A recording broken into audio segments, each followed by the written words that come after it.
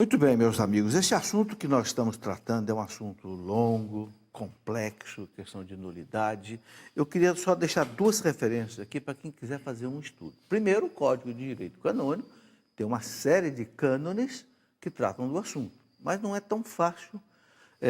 Neste livro que eu escrevi, Família Santuário da Vida, eu coloquei um último capítulo que é uma transcrição de uma matéria muito boa de Dom Estevão Bittencourt, que se chama Nulidade de Casamento, onde Dom Estevão explica com detalhe também quais são as causas que podem levar a igreja a reconhecer uma nulidade. Então, nesse livro, Família Santuário da Vida, o último capítulo, e também neste outro livro, que eu chamei de Problemas no Casamento, eu coloco aqui um capítulo, como se faz um processo, né, de nulidade. Como é que a pessoa entra com a petição no tribunal eclesiástico e tal. Eu fiz um resumo baseado num livro muito bom do padre Jesus Hortal, que escreveu um livrinho muito... explica muito bem a questão, chamado Casamentos que Nunca Deveriam Ter Existido. Muito bem. Sandro, vai colocar uma pergunta para o Padre Paulo e o Padre Paulo vai continuar tratando dessa nação radical. Tá ok. Só antes falar sobre o livro do Dunga, né? Respostas para o Jovem PHM. Tá ali, né? O Dunga reuniu vários textos, né? Sobre assuntos de curiosidade do jovem mesmo. E ali tem bastante dessas respostas. O senhor também tem texto ali, né, professor? Sim, Tem. temos aí. Então, Sandro, só um minutinho, desculpa te interromper. Eu quero só aproveitar que você falou no PHN, que no mês de julho tem o PHN. Então, na quinta-feira, logo no começo de julho, né, que o PHN começa, nós não teremos o programa Escola da Fé. Já estou avisando, porque tem gente que depois fica bravo comigo, rapaz. Fiquei esperando o programa não houve. Então, mês de julho... Dia 4. Dia 4 não haverá o programa. Depois também, quando o Papa estiver no Brasil, a Canção Nova tem que transmitir os eventos, vai ter quinta-feira. Então, 2 quintas-feiras em julho também não haverá o programa, porque é o Papa que vai fazer a Escola da Fé. Não é? Vai ser transmissão direta do Papa aí. Em frente, Sandro. Padre Paulo, a Neuzinha Teodoro perguntou. Ela estava orientando uma pessoa, tem uma amiga que está junto com uma pessoa há 15 anos. Ela tem muita vontade de regularizar a sua situação, mas o marido dela não quer nem falar sobre casar na igreja. Eles são casados no civil. E a Neuzinha escutou falar sobre a sanação radical. Ela queria saber mais e se encaixa nesse caso. Sim, se encaixa perfeitamente nesse caso. Antes do intervalo, nós falamos então de sanação radical. O que é sanação radical? Porque acontece o seguinte, as pessoas têm que entender que existe algo que foi deixado por Jesus. O que é que Jesus fez? Jesus pegou o casamento natural, porque já existia o casamento. Sim. Não é? Antes de Jesus já existia matrimônio. José e Maria se casaram. Jesus pegou o casamento natural e o elevou a sacramento. E assim viveu a igreja durante séculos.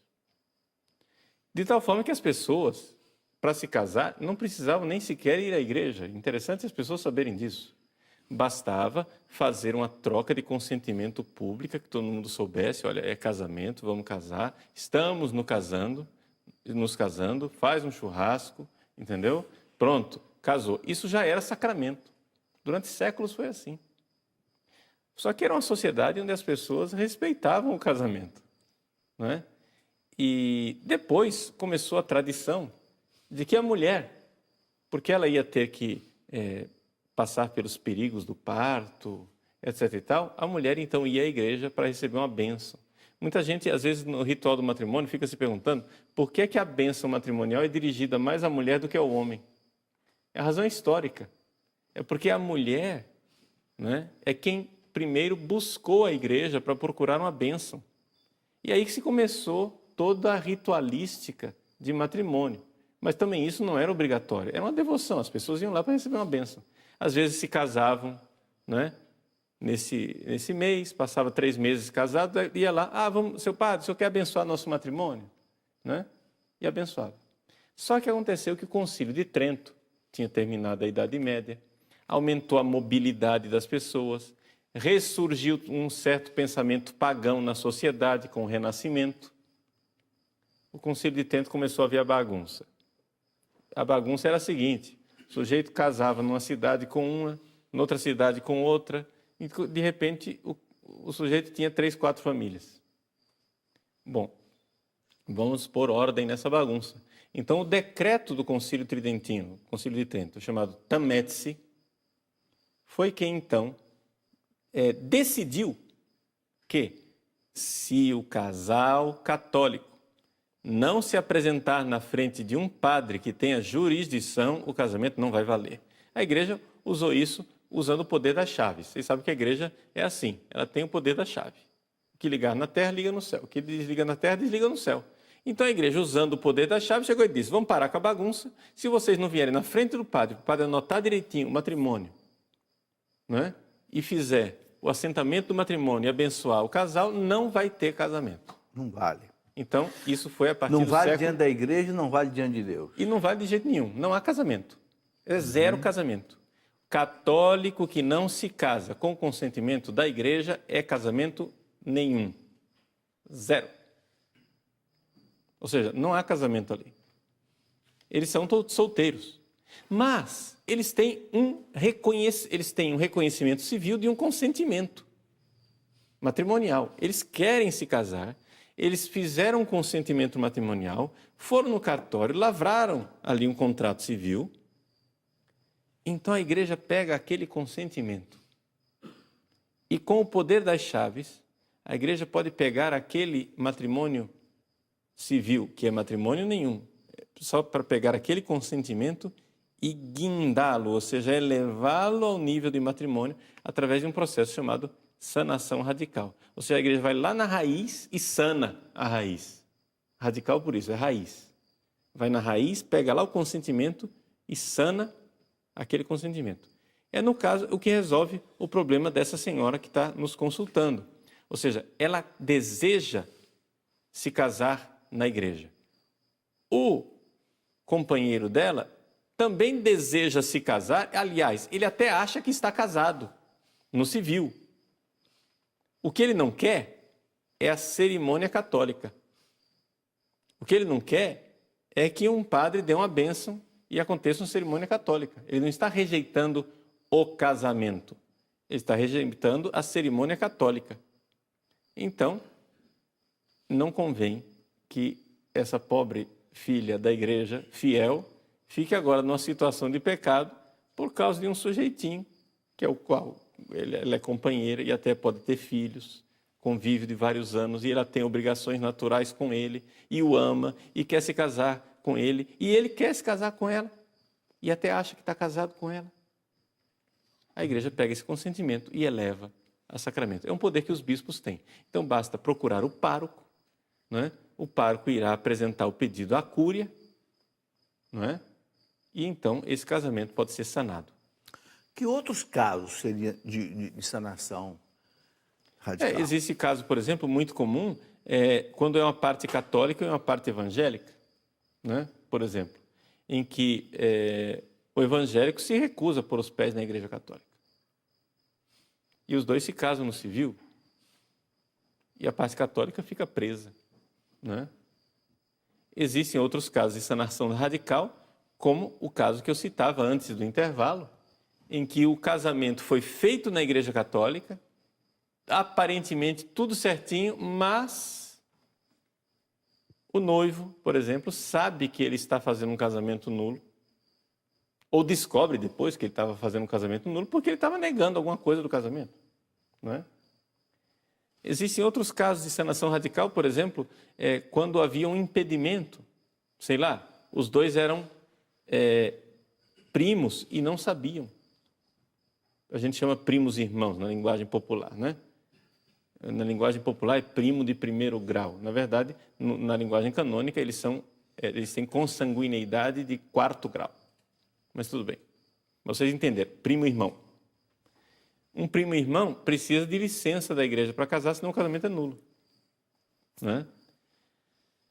Mas os dois não sabiam que eram primos irmãos, porque são duas famílias, a família se separou, um viveu para um lado, outro viveu para o outro, os dois se casaram, depois de 20 anos de casado, 10 filhos, de repente, ele fica sabendo que é primo irmão dela. Ah, e agora? meu casamento não valeu, ela nem sabe. Para não criar escândalo, vai lá, procura secretamente o bispo. Seu bispo, tem um impedimento. Nós não estamos casados. E agora? O bispo vai lá e assina a sanação radical e sem que ninguém fique sabendo, sem ter escândalo nenhum, casamento, pronto, foi resolvido. Se um dia isso vier a público e houver um escândalo, etc e tal, o rapaz pode pegar, não, gente, não preocupa não, o bispo já resolveu o problema aqui, ó, no dia tal foi aqui, e fui resolver. Então, tudo isso é a questão da Padre sanação Paulo, radical. agora um caso que acontece e muito e está aumentando. Católico casando com protestante, ou querendo casar com protestante. Sim. Toda hora eu recebo, olha, sou católico, mas a minha namorada é evangélica, tal, como é que faz para eu poder casar? Ela não quer casar na igreja. E aí? Como é que o pároco resolve essa parada? Então, veja só, aqui não existe nenhum impedimento quando são dois cristãos. O que existe é uma proibição, tá? É diferente. São duas coisas diferentes.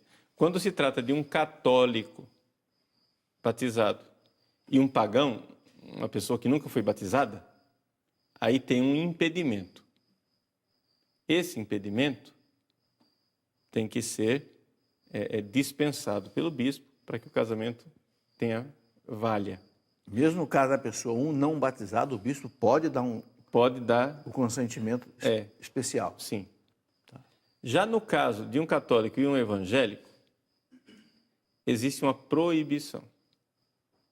Se o padre fizer o casamento, a revelia, ou seja, não pediu permissão para o bispo, coisa nenhuma, e o padre era meio rebelde, o casamento valeu, porque não havia impedimento, só havia proibição. Mas o padre sabia que ele não podia abençoar aquelas núpcias sem uma permissão do bispo. É complicado, né? Então, mas valeu, ok? Agora, o que é que a igreja pede nesses casos, seja num, seja no outro? Seja no caso de um católico com um pagão, seja no caso de um católico com um cristão acatólico, ou seja, um cristão que não é da igreja católica. É necessário, então, que a parte católica assuma um compromisso. Por quê? Porque, veja, a igreja ela é muito realista. E ela compreende que o convívio diário, dioturno, com uma pessoa que não é católica, é um perigo para a fé do católico. Compreende?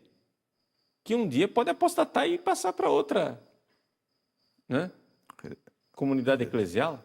Então, a primeira coisa, o compromisso de afastar os perigos para a própria fé.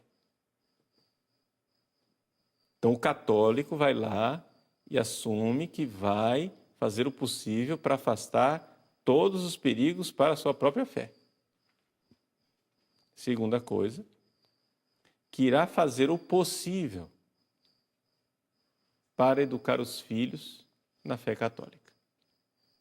Você irá fazer um esforço real, sincero, honesto, de educar os seus filhos na fé católica. Veja, esse é o compromisso da parte católica. A igreja não exige compromisso nenhum da outra parte. Mas a igreja é honesta e pede que a outra parte seja avisada desse compromisso. Olha, o senhor é protestante? Saiba uma coisa. A sua mulher católica, ela está assumindo aqui o compromisso de que ela vai fazer todo o possível para afastar os perigos da fé dela e que vai procurar educar os filhos na fé católica. O senhor está ciente disso? Entendeu? A igreja não exige que o protestante jure nada, prometa nada, ele só é avisado. Quem promete é a parte católica. É o católico. Né? Seja como for, por que tem essas proibições, essas coisas? Porque a igreja, na sua sabedoria, quer que as pessoas pensem muito bem antes de escolher um companheiro, uma companheira que seja de outra religião. Por quê? Porque o matrimônio é uma realidade, né, que a gente chama de consortium totius vitae. É uma união da vida inteira. Então, o que há de mais precioso, eu que sou católico, devoto, verdadeiro, etc., O que há de mais precioso? Qual é o núcleo da minha vida? É o meu amor a Deus e a sua Santa Igreja. É aquilo que é de mais importante. Agora, eu vou me casar com uma pessoa para a qual aquilo que eu mais amo, ela não ama. Entendeu o problema? Como é que um casamento desse vai para frente? Isso é muito complicado. Ou seja, para que haja um casamento, é necessário que haja concórdia. Concórdia, Santo Tomás aqui nos explica, chama concorde, ou seja, o coração tem que estar no mesmo lugar, pelo menos nas coisas essenciais e mais importantes e fundamentais. Se você torce para o Corinthians e ela torce para o Palmeiras, não tem problema nenhum, isso daí dá para fazer casamento, tá? Porque isso não é uma coisa essencial e fundamental. Mas o meu amor a Deus e a sua igreja é tão complicado. Como que pode? Né? Vai ser sempre um motivo de tensão para o casal. Então é bom pensar bem antes de fazer esse tipo de casamento. Padre Paulo, é isso que o senhor falou entre casamento católico e protestante, vale também para a pessoa católica que casa com ateu? Sei lá, depois a pessoa se diz ateu já depois de alguns anos de casamento? Então, veja, é evidente que se a pessoa na época em que se casou era católico devoto, vamos supor, ou então um católico à toa, né? Católico não fervoroso. E depois, com o passar do tempo, o sujeito vira ateu, vira maçom, materialista, ou marxista, ou sei lá o quê. Bom, o que a gente pode fazer além de lamentar o fato de que essa pobre alma, né, dessa mulher, ela vai ter que agora carregar essa cruz. Né? Vai ser a santificação dela para o resto da vida, e é evidente, ela deve também se esforçar para educar os filhos e para evitar todos os perigos para a sua própria fé. Mas, Paulo, vamos voltar no seguinte, quais os pontos mais comuns, assim, que o tribunal reconhece a nulidade nessa questão de falta de consentimento? Então, veja só, hoje em dia, realmente, a maior parte das causas de nulidade, não é, se devem basicamente a duas situações, são as mais frequentes e mais comuns. A primeira delas é a chamada simulação, seja total, seja parcial. Simulação total é quando o sujeito não queria casar. Ele só fez de conta, entendeu? Sei lá, ele queria o golpe do baú, entende? A mulher era rica, casou em comunhão total de bens, entendeu? Aí depois vem o divórcio, aí ele, entende? Quer o dinheiro para si, abandona a mulher e não quer saber de casamento. Bom, esse casamento da igreja era nulo, ele não queria casar, ele só queria o dinheiro dela. Né? Então, é uma simulação total. Mas tem a simulação parcial, onde, por exemplo, o sujeito, ou a sujeita, né, no caso, está lá aparentemente consentindo, mas ele está excluindo uma das propriedades do matrimônio, como, por exemplo, a fidelidade, que eu já falei. Né? Ele quer ter um amante, ele quer ter o direito de ter amizades coloridas, né? Ou então a indissolubilidade, ele está casando assim, vou casar, mas vou ver se vai dar certo. Não vou casar para sempre não, porque eu não posso garantir. Bom, ele está negando a indissolubilidade. Ou então a pessoa que quer se casar, mas diz, não quero ter filho de jeito nenhum. Pô, se você não quer ter filho de jeito nenhum, você está negando uma propriedade essencial do matrimônio. Então, essa é o primeiro foco, digamos assim, de nulidades. É a simulação, seja total, seja parcial. O segundo centro, que acontece muitas, às vezes até demais, né? Porque inclusive a Santa Sé andou advertindo os tribunais para que não abusassem, né, destas causas, são as causas de natureza psíquica ou de falta de discrição de juízo. Deixa eu explicar. Pode acontecer que a pessoa tenha um distúrbio psíquico grave. Mas atenção, não é qualquer distúrbio psíquico. Porque hoje em dia você vai em qualquer psicólogo e ele descobre algum distúrbio em você. Não se preocupe. Né? Afinal das contas, nós todos estamos marcados pelo pecado original e normal mesmo tem Jesus e Maria. O resto somos todos, né, defeituosos. Então, uns mais, outros menos. Então, mas precisa ser um distúrbio psíquico grave, que impeça a pessoa Não é assim, atrapalhe. Não, impeça de cumprir as obrigações do matrimônio. Por exemplo, o sujeito sei lá, compulsivo com relação a sexo. Ele não consegue ficar sem sexo. E ele faz sexo com a mulher, e daqui a pouco faz com a vizinha e com 10 outras mulheres, etc. O senhor prometeu fidelidade? Prometi. Prometeu sinceramente? Prometi sinceramente. Só que ele fez uma promessa que ele não dá conta, porque ele tem um distúrbio psíquico que o impede de ser fiel. Entendeu? É um distúrbio psíquico, não é assim, má vontade dele. É como uma pessoa que faz uma promessa. Eu faço uma promessa que eu vou correr a corrida de São Silvestre. Mas ele é paraplégico, como que ele vai fazer isso daí? Quer dizer, é uma promessa que caiu no vazio. Ele era sincero, ele fez a promessa, mas ele não tem pernas para fazer a corrida. Então, a mesma coisa, ele está prometendo fidelidade, mas ele tem um tal distúrbio psíquico que o impede de ser fiel. Não é? Mas isso daí tem que ser uma coisa grave, não é qualquer probleminha. Então, alguns tribunais, já na época de João Paulo II já muitas vezes chamou a atenção que havia tribunais que estavam exagerando, né? O sujeito tinha alguma... A pessoa pode usar como desculpa para ser adúltero, né? Exato.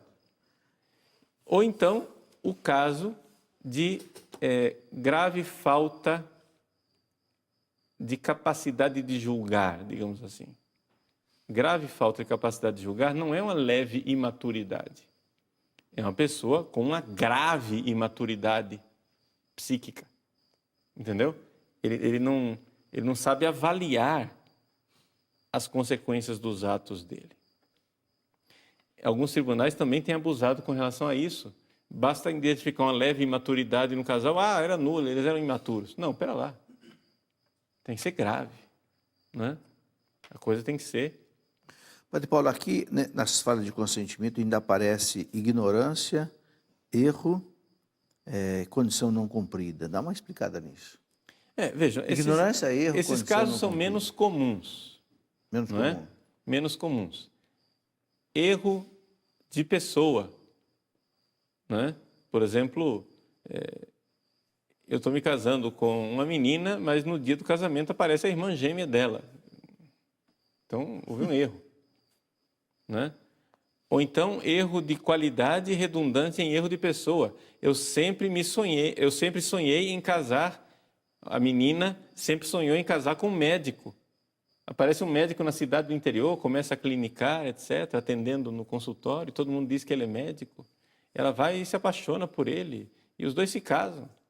Depois, anos depois, ela descobre que ele nunca foi médico. Né? E isso perturba gravemente o consentimento dela, porque ela sempre quis se casar com um médico, e ela errou a pessoa, não era essa pessoa que ela queria casar. Né? Então, assim, houve Padre Paulo, e quando a pessoa leva um susto depois do casamento? Eu orientei um casal uma vez, é verdade que eles casaram sem se conhecer. Eram dois jovens da universidade, casaram com 4, 5 meses de namoro, e o rapaz disse para mim, professor, ela era um anjo, virou uma cobra depois de casado. E ela disse para mim, ele era um anjo, virou um animal. Quer dizer, eles não se conheciam, vieram se conhecer depois de casado.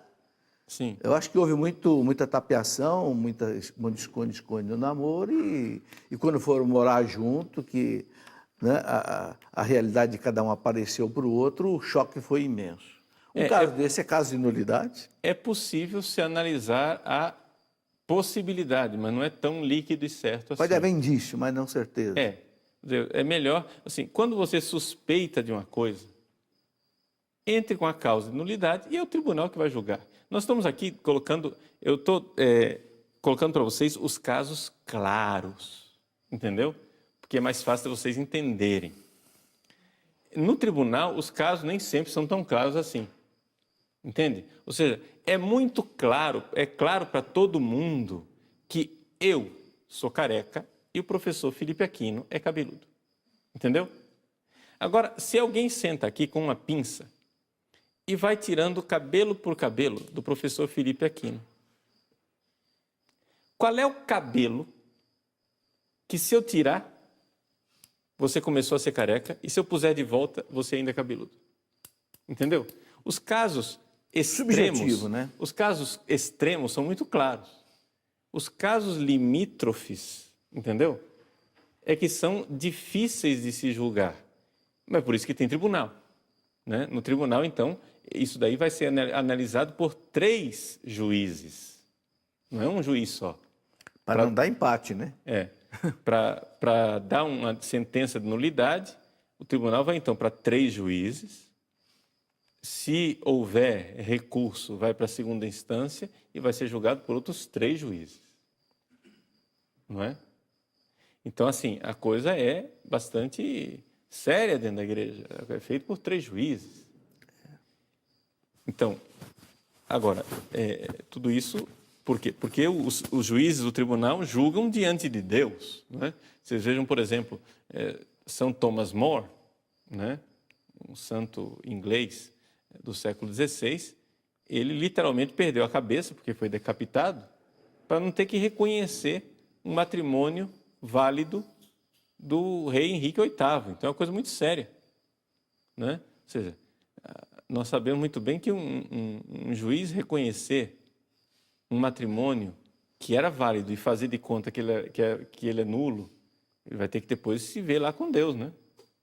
Então, o próprio Papa, o rei Henrique VIII, fazendo pressão para que reconhecesse a nulidade do casamento dele com Catarina de Aragão. E o Papa disse, olha, só tenho uma alma, não tenho 2. Se eu tivesse uma alma, né? Se eu tivesse 2 almas, eu reconhecia seu casamento nulo, uma ia para o inferno, mas a outra ainda se salvava. Né? Mas eu só tenho uma, então não dá para eu fazer, né, esse favor para você, porque eu vou perder eternamente a minha alma, eu vou ter que, né, prestar contas diante de Deus do que eu fiz.